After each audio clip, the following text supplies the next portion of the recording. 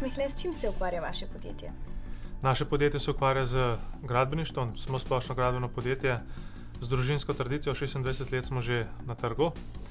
Gradimo od nizkograden do visokograden. Nizkogradne pokrivajo predvsem kanalizacije, vodovode, komunalno infrastrukturo, tudi kakšne ceste. Visokogradne pa pokrivajo od enodružinskih stanovanjskih objektov do več stanovanjskih objektov, industrijske objekte, komunalno infrastrukturo in pa vse, kar je z njimi povezano, tudi zunanje ureditve in pa prometna ureditev. Kakšna dela lahko opravlja gradbeni inženir?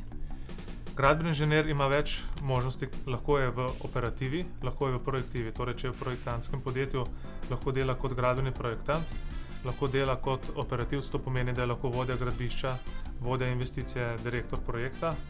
Lahko bo tudi tako kot jaz, v mojem primeru, vodi manjše gradbeno podjetje. Gresta teorija in praksa z roko v roki? Pri nas v podjetju se trudimo, da gresta in lahko rečem, da se to dobro obnese. Kar je pa, bi rekel, tega manjših objektov, enodružinske hiše, tam pa se velikokrat teorija ne ujema s prakso, vendar to je že drugo področje.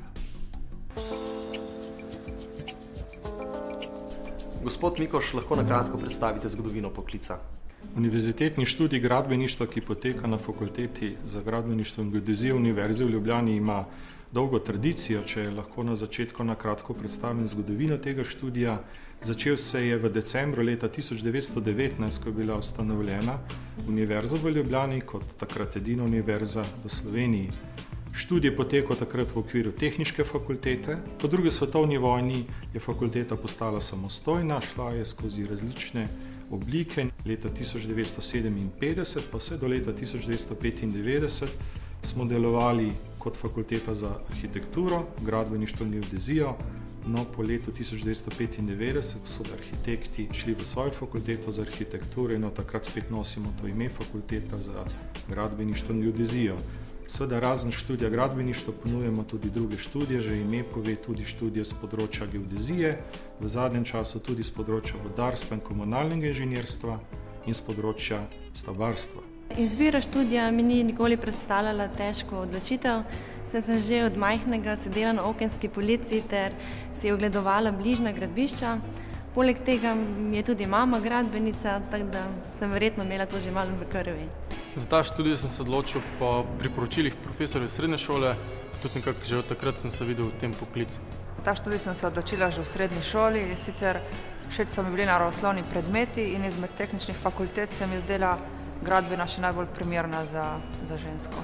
Ker so me že od nekdaj zanimali bolj naravoslovni predmeti, potem sem se tudi po gimnaziji začel odločati bolj v naravoslovno smer, med strojno, gradbeno pa še kakšnim drugim faksom, pa potem mi gradbena nekako najbolj bila zanimiva. Prakse bi lahko bilo še več, no. Sicer nekaj jo imamo, ne, pač en mesec prakse je minimum za dokončanje tega študija troletnega. Drugače pa se pravi, no, lahko bi jo bilo še več, no. Predvsem tega povezovanja med prakso in samim teoretičnim znanjem. Praksa je veliko, ja, si najdeš prakso v podjetjih, ne, in si pridobiš praktične izkušnje. Ta študij se mi zdi predvsem zanimiv, fleksibilen, veliko je tudi praktičnega dela, seminarjev, kjer teorijo izražamo s svojim delom. Na naši fakulteti je približno 40% žensk v eni generaciji. V zadnjih letih ta trend narašča, no. Tako da se ne počutim ogrožene kot ženska tukaj.